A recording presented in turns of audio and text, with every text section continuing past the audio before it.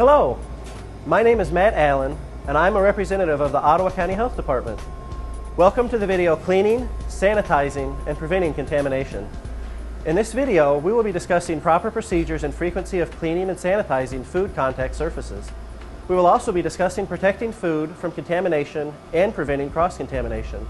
Our goal with this video is to deliver educational material to all food service workers, including managers, staff, and others in the food industry. The Michigan Department of Agriculture has set a goal to reduce the risk factors that cause foodborne illness in food service establishments.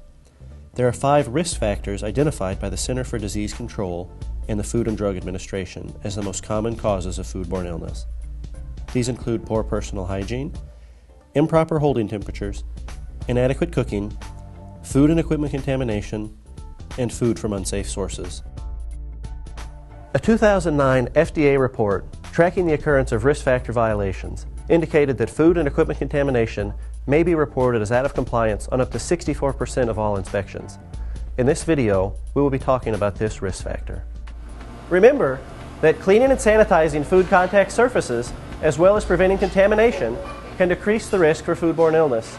Healthy customers are more likely to be repeat customers. What is contamination? Contamination is anything that is not supposed to be in the food or on a surface. For example, lipstick on a glass, pink slime mold in an ice machine, crusty old food on a plate, or salmonella on a cantaloupe. Prevent contamination to prevent foodborne illness. These are the main points you need to keep in mind while watching this video. Cleaning and sanitizing food contact surfaces is accomplished by washing, rinsing, and sanitizing. Dirty equipment must be cleaned and sanitized using both the proper method and frequency. Food must be protected from contamination. Cross-contamination of bacteria from raw meats to other foods must be prevented. Wash, rinse, sanitize. A food contact surface touches food. For example, cutting board, knife, pan, pop nozzle, or coffee wand. Splash zones of dough mixers, shake mixers, and other equipment are also food contact surfaces. A food contact surface must be washed with soap, rinsed with clean water, sanitized with sanitizer, and then air dried. A particularly dirty object may need to be scraped or pre-soaked. Washing with soap and hot water removes food and debris. Rinsing removes the soap and loose debris. Sanitizing reduces the amount of bacteria on a clean surface to an acceptable level. Air drying prevents recontamination and allows for evaporation. Wash, rinse, sanitize, and air dry is the approved method for cleaning a food contact surface. A chemical sanitizer, such as chlorine, quaternary ammonium, or iodine, must be approved for use on food contact surfaces. The sanitizer must have an EPA registration number and directions for sanitizing a food contact surface on its label. Typical concentrations for chlorine are 50 to 200 parts per million, quat 200 parts per million, and iodine 12.5 to 25 parts per million. Mix a sanitizer with the room temperature water following the directions on the label. The concentration stated on the label is what the sanitizer must be maintained at. Alternately, hot water may be used as a sanitizer in either a 3-compartment sink or dish machine. Hot water temperature in a 3-compartment sink must be maintained at to 171 degrees Fahrenheit or above. In a stationary machine to 165 degrees Fahrenheit or above, and in all other machines to 180 degrees Fahrenheit or above. Take care when handling items after hot water sanitization. Test kits monitor the concentration of sanitizer to ensure it is correct and not too high or too low. Test strips are used to test chemical sanitizer concentrations. Heat-sensitive stickers and waterproof high-temperature thermometers can be used to test hot water temperatures. Test kits for sanitizers must be available and used on a regular basis. The wash, rinse, and sanitize method is used in a 3-compartment sink, dish machine, and to clean equipment in place. This makes food contact surfaces clean, safe, and they look good too.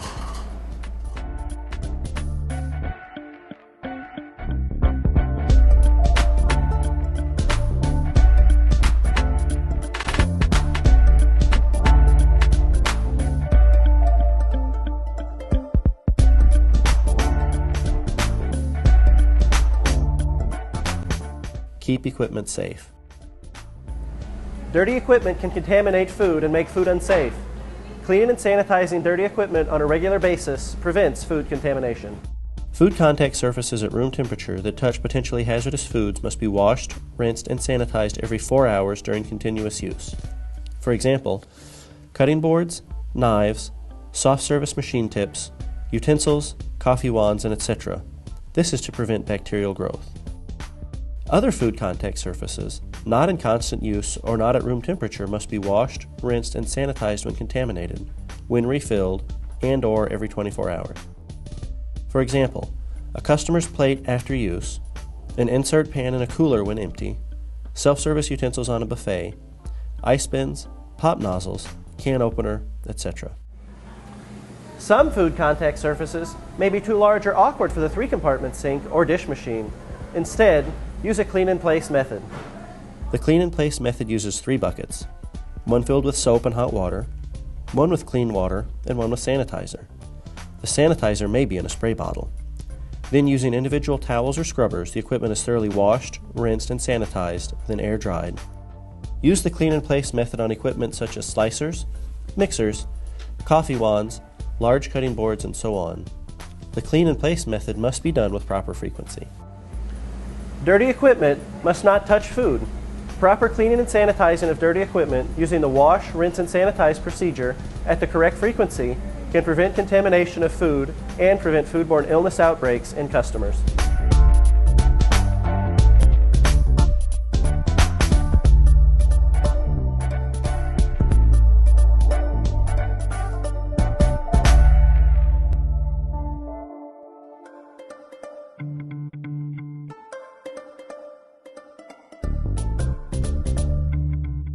Protect food from contamination.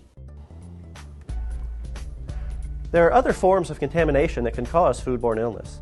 Food can be contaminated during storage, service, by pests, and intentionally. You can easily prevent contamination of food.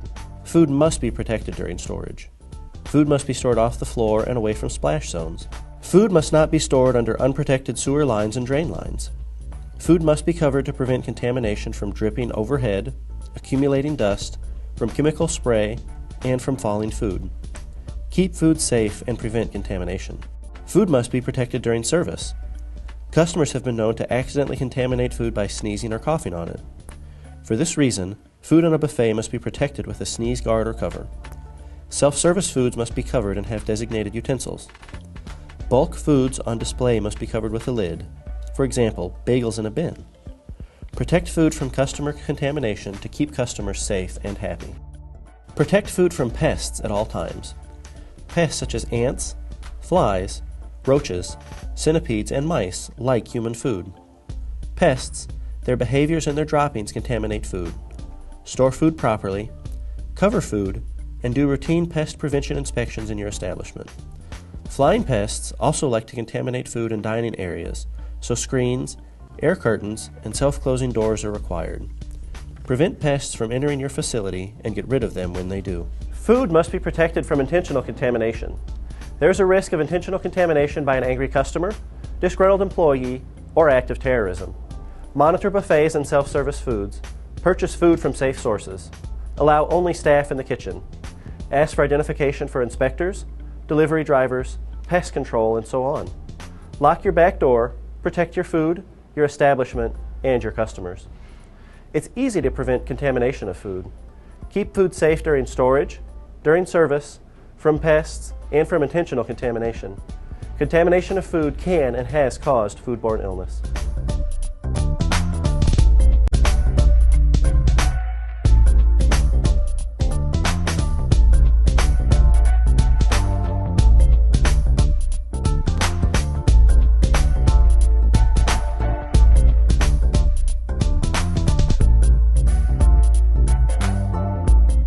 Prevent cross-contamination. Cross-contamination is the transfer of bacteria from raw meats to other items, such as ready-to-eat foods, surfaces, and even other raw meats. Bacteria from raw meat can cause foodborne illnesses. Cross-contamination mainly occurs during improper storage and improper food handling. To prevent cross-contamination when storing foods, store raw meats on the bottom shelves. Then, if the raw meat drips, it will land on the floor and not on other foods. Store ready-to-eat food on upper shelves and away from raw meats. If there are multiple raw meats in a cooler, Then place seafood and whole cuts of pork or beef on the upper shelves, then ground pork or beef and poultry on the bottom. There are easy ways to prevent cross-contamination during food handling. First, wash your hands and change your gloves in between touching raw and ready-to-eat foods. Additionally, utensils, cutting boards, meat slicers, and so on must be cleaned and sanitized or changed out in between raw and ready-to-eat foods. Preventing cross-contamination in your establishment is important. It can also be easy with proper procedures and training. Do not let cross-contamination be your fault and cause foodborne illness. Taking an active role in your establishment is critical to the prevention of foodborne illness. Ensuring that employees are following the techniques of cleaning and sanitizing, as well as preventing contamination of food, is important and necessary. Safe food is everyone's responsibility. Can you answer yes to the following questions? Do you know the proper technique for cleaning and sanitizing? Do you know the concentration your sanitizer must be maintained at? Do you store your food to prevent cross-contamination? Do you clean and sanitize in-use food contact surfaces every 4 hours?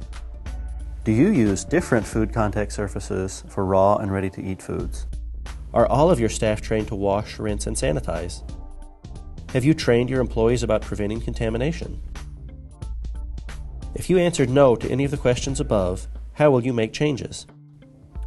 Remember to wash, rinse, and sanitize food contact surfaces, protect food and equipment from contamination, and prevent cross-contamination. Please do not let contaminated food or equipment be the source of an outbreak or foodborne illness in your facility. This is Matt Allen with the Ottawa County Health Department, and I want to thank you for watching this video, Cleaning, Sanitizing, and Preventing Contamination.